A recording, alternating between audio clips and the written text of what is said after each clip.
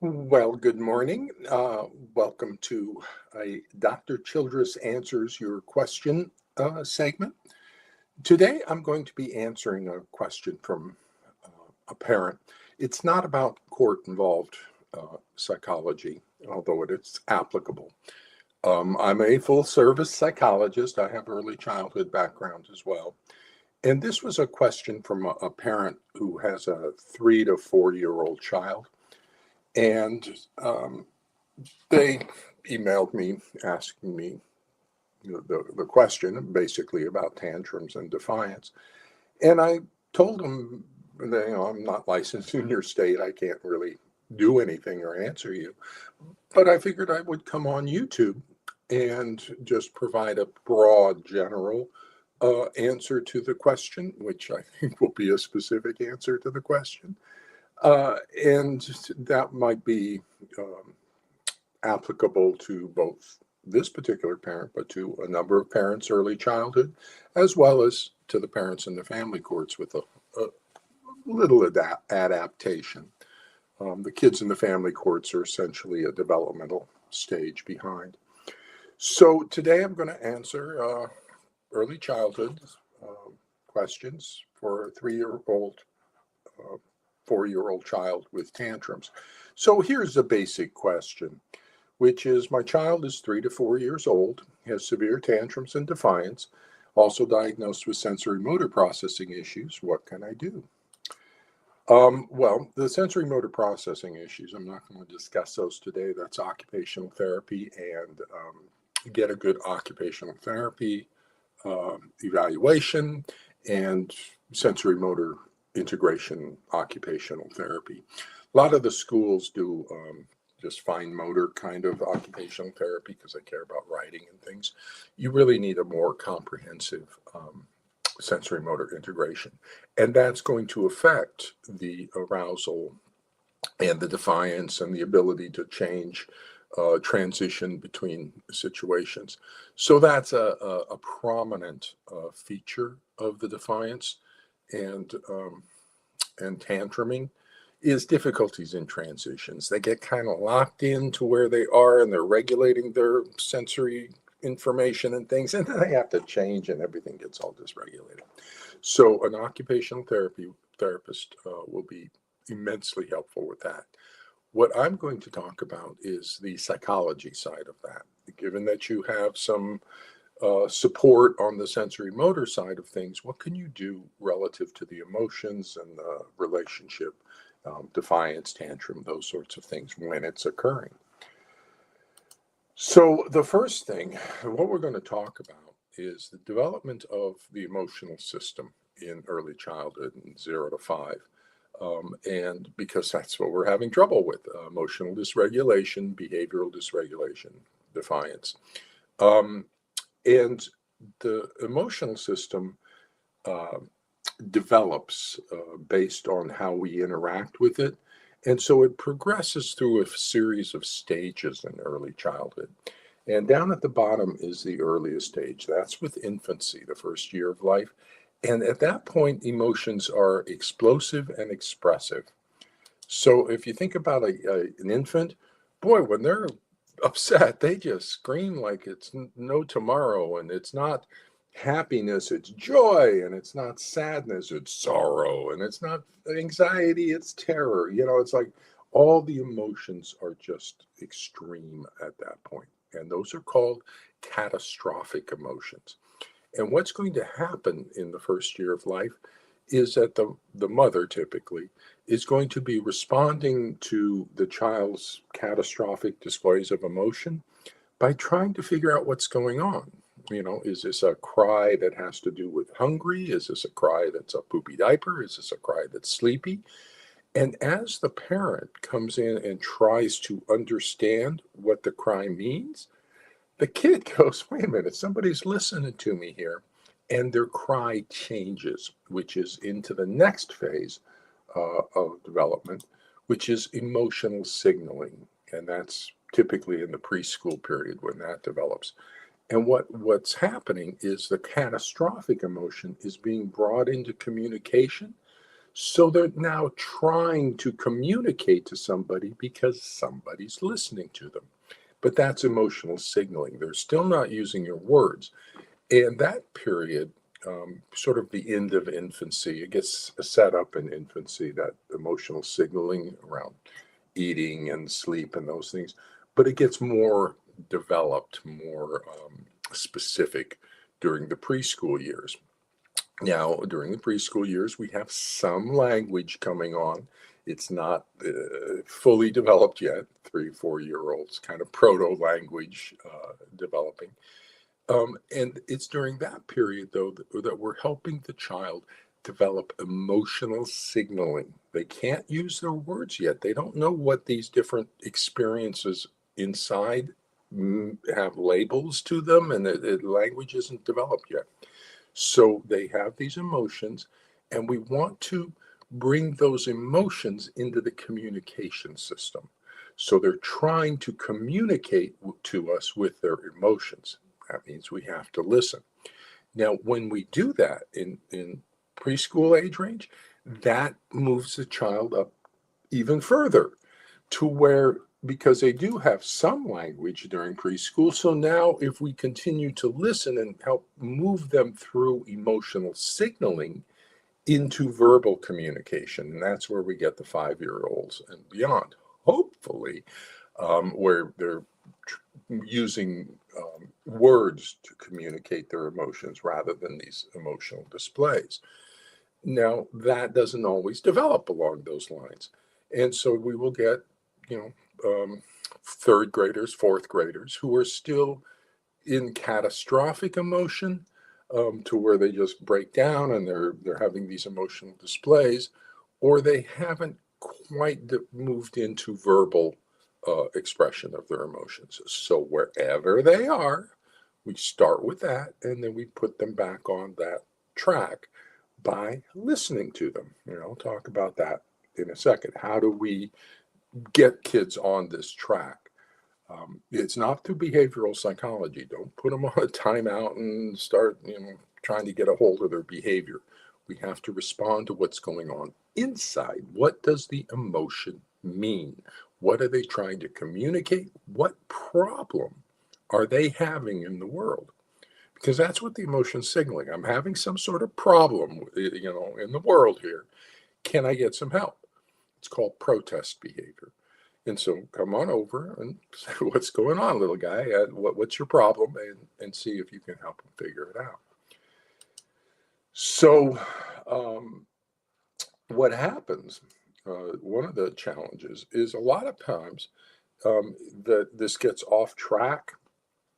And so by the time the child's 5, 6, 7, they're still in the catastrophic emotional display, and they haven't moved up to verbal.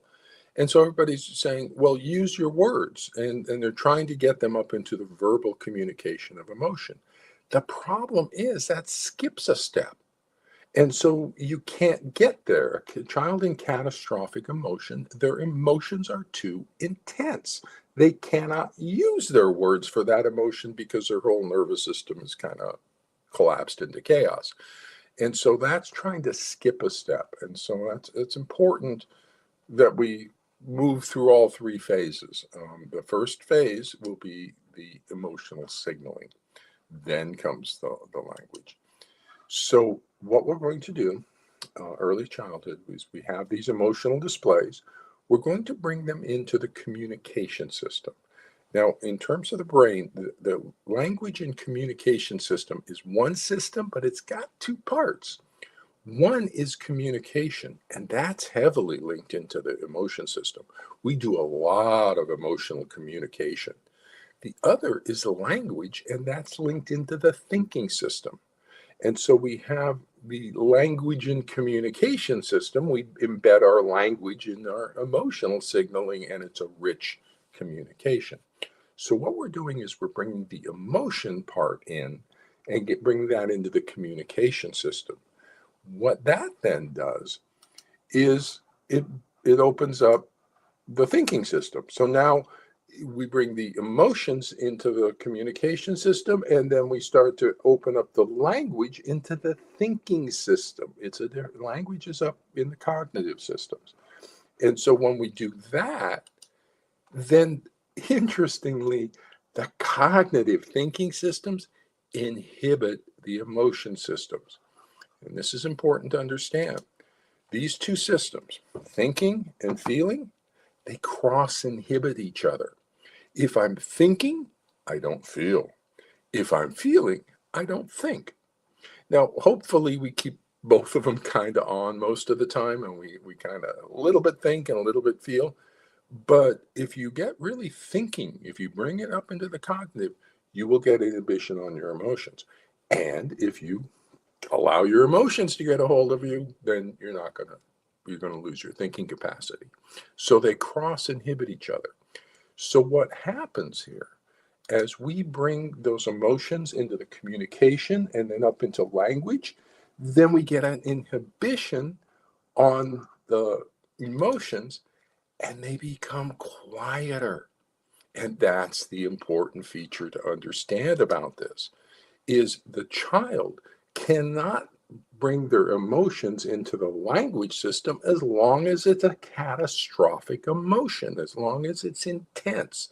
So we have to lower the intensity of what they're experiencing, which will then allow them to bring that into the communication system. That's how it's all designed to work. That we bring it into communication, we get a suppression on the intensity of the emotion because the emotion is now being brought into the communication system, and we can't do that with catastrophic emotion. And so we move it in. And that's essentially the development of the self-regulation, the emotional regulation systems in early childhood. We get them. Now, if you see a child who's on that catastrophic emotion, expressive, explosive displays, well, you just figure they're about the preschool age range in terms of their emotional system development. So you go back and you give them what they need from the preschool kind of period. So essentially what this diagram shows is we bring the emotional signaling that someone is listening. They're interpreting the behavior and the emotions as if they had communication value. When we interpret them as having communication value, that we give them that value, and the child will begin to communicate with them because we've imposed communication intent onto the emotional expressions. And then once we do that, then we get it up into verbal language of use your words. And so it's a progression to about 7 years old. A lot of it happens in the first 5. So returning again to the emotional development here, you start with the catastrophic emotions, basically infancy, explosive, expressive. Then we move it into the emotional signaling. Someone is listening during the preschool period, and then the emotions into the words for the 5-year-olds and moving beyond. Now, how we do that, how we listen to the child, how we bring their catastrophic emotions into emotional signaling and then into language, is by our intention. And this is important to understand. I'll have other talks about intentions. Because our brains are designed to read the intention of other people, not what they say and do, and that's all very interesting. Why are they doing it? What's their motivation for doing what they do? And that's the source of a lot of our psychological connection systems are trying to figure out what's motivating the other person, what's their intention. So I advise parents that parenting is not about what you do. Parenting is about who you are. So the first thing you want to do in interacting with your child is organize what your intention is. And I would recommend that the intention not be to suppress the child's behavior. I've got a tantruming child, they're being defiant, I want to get rid of that problem behavior. No, it's a protest behavior, it's a communication. If you suppress their tantruming and their their defiance through your behavioral techniques. You can punish them, and put them on timeout or take away their toys or stuff. All of those are going to have bad consequences I'll talk about elsewhere. But if you try to suppress the problem behavior, then you're actually suppressing communication. You're not responding in a way that somebody's listening, so they're not going to bring that catastrophic emotion into the language system or the communication because you're not listening. You just don't want to hear it. Just stop the behavior. So don't do that. Okay. The intention is not to suppress the behavior. The intention is to help the child figure out what's going on and help the child solve the problem. So the first change is it's not a problem behavior, it's a protest behavior. It's designed to communicate something. It's also designed to annoy you because the brain, this nervous system, wants you involved. So it gets annoying to bring you over. And what I strongly recommend is you come with an intent to understand. Now, there's 4 basic intentions you can bring. An intent to task, which is basically homework. I don't care what you think or feel. You need to be suppress that and do the task. Homework, for example, chores, those sorts of things. The other intent is an intent to change. That's when the child's being annoying for some reason or in dangerous situations. And I don't care what you think, feel, or want. You need to change what you're doing. Okay. And so those are the first 2. The third one there is intent to be with. This is just so simple and lovely. It's just, I just want to be with you for no particular reason. My intention is just to hang out. A lot of times I recommend this is if your child's playing video games, an older child or something, you just go in and watch them play the video game. Just watch. That's an intent to be with. You just like being with them. The classic way I explain this, like in couples, intent to be with, is let's say I'll be talking to the father or the dad, the husband in the situation, and I'll say, if your wife's in like making dinner, cooking or something, walk into the kitchen and say, what can I do to be helpful? Okay, well, that's a great question. What can I do to be helpful? And she'll say, nothing, I got a handle on it. Don't walk away. Don't leave. Typically we go, yay, and then we're off watching TV or something. No, pull up a chair and sit down. Because she's going to then go, why is he still here? I said there's nothing he. Oh, he just wants to be with me. And it's a wonderful feeling of just, they just want to be with you for no particular reason. They're just like being with you.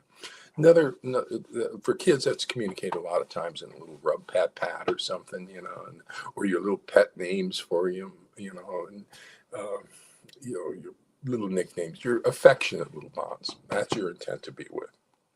And then the final one, the one I recommend that you use a lot, is an intent to understand. And that's, again, really simple, but really fragile. Now, the first 2 of those, intent to task and intent to change, those are, excuse me, those are maturation building intentions. Because what you're asking to do, the child has all sorts of emotions, wants, and needs. You're asking him to get a handle on those and to suppress those in service of getting a task done, school project or something, that's some task. And so you got to kind of get a handle on your emotions, or to get along socially, to change and social regulation. So again, get a handle on what your emotions have been, and those build maturation, self-regulation capacities. The other 2 are relationship building ones. Now, those 2, the relationship building ones, get totally crushed by the task and change. So use them one at a time and be clear as to which ones you're using. And you can use them boom, boom, boom, from one sentence to another. So you come in to a situation, come in with an intent to understand what's going on. What happened here? And then as you learn information, you can go to an intent to task. Well, you know what? Let's clean this up and let's do this over here. And then you go back to, intent to be with and give them a big hug or something, so you can bounce around these. Just be kind of clear as to where you are. A fake intent to understand that parents do a lot is actually an intent to change, or intent to task, where they'll come in and say, why did you do that?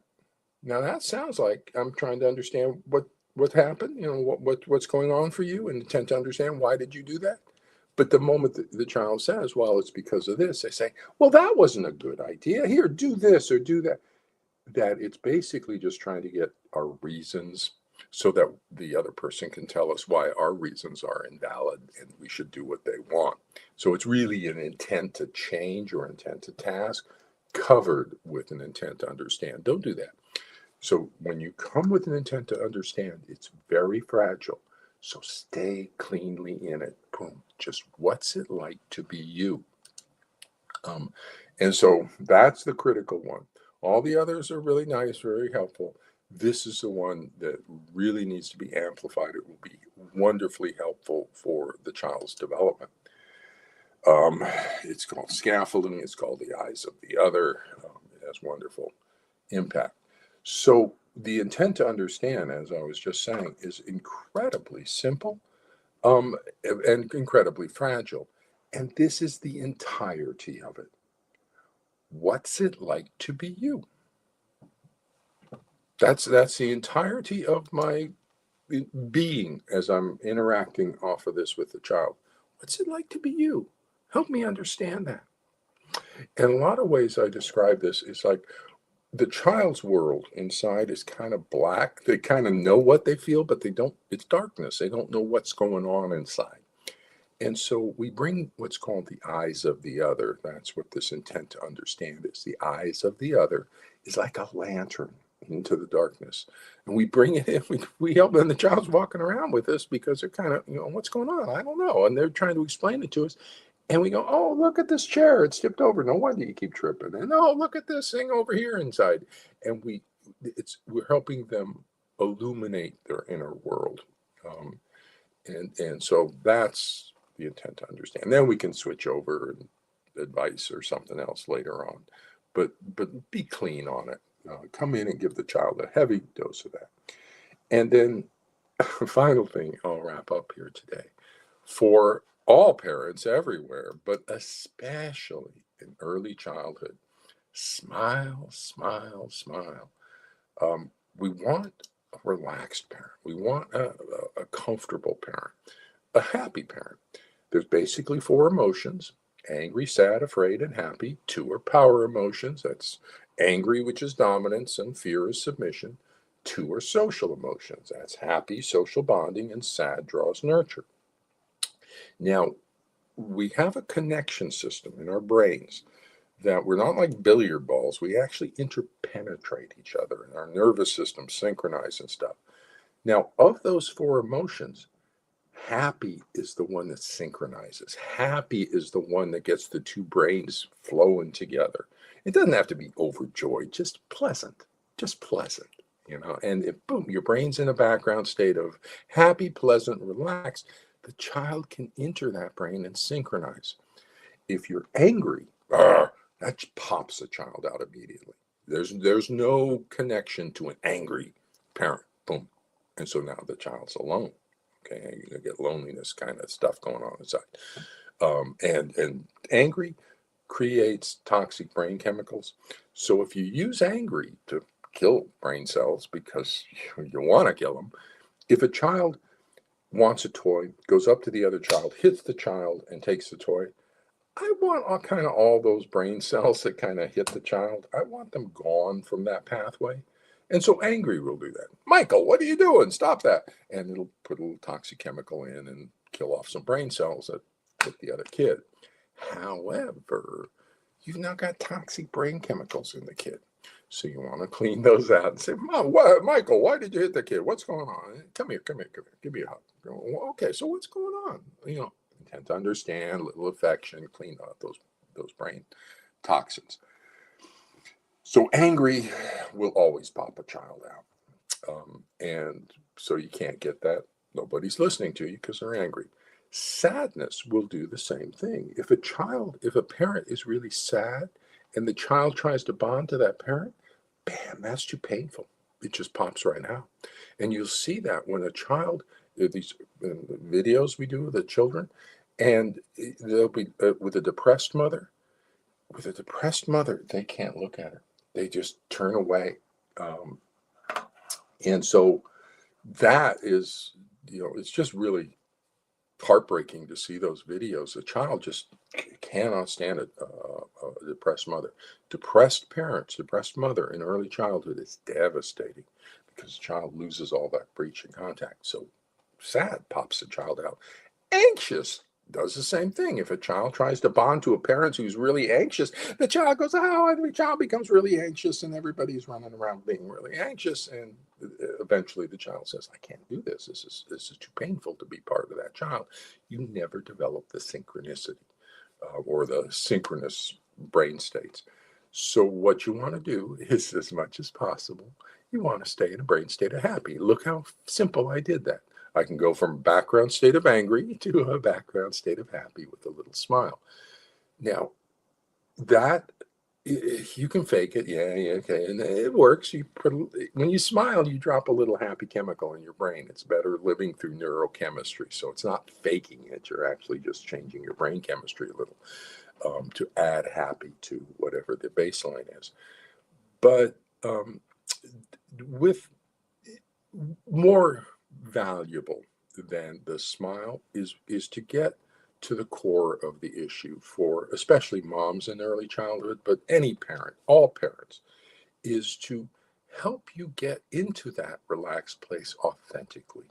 That you're a relaxed parent, that you're a happy human, that you're a pleasant person to be around. And so a lot of times for my therapy if I'm for this type of issue, I've got defiance and behavioral dysregulation, emotional dysregulation. I'm going to get an occupational therapy assessment for the sensory motor stuff. That's kind of basic, and let's get that taken care of. Then I'm going to teach about the intent to understand and emotional signaling into language and get that inhibitory network coming down. But I'm also going to do some collateral work with the parents to help enrich their lives, get them to be a happy parent. What's the stresses in your life? How can we lower those stresses so that we can have a happy parent that the child can bond into? So adapting this to the family courts, pretty simple, same thing. Okay. So with the family courts, with older children or the situation, you have a 10-year-old, a 12-year-old who's basically a toddler. They're crying and screaming or angry and explosive, expressive emotions. They're not communicating their emotions. It's not verbal, definitely. And it's not even emotional signaling. It's just explosive, expressive. So we want to do the same thing, intent to understand. And we come in, bring the lantern in, help the child understand their experience. Now, the part of a little wrinkle on that is this is a factitious disorder. So what I've talked about with the early childhood is real stuff. I mean, that's what's going on in the brain. With the court involved stuff, it's not real stuff. It's a fake disorder. It's a false disorder imposed on the child. We would do the same thing for the disorder, but we got to protect the child. We got a child abuse situation. And so it's a little bit different.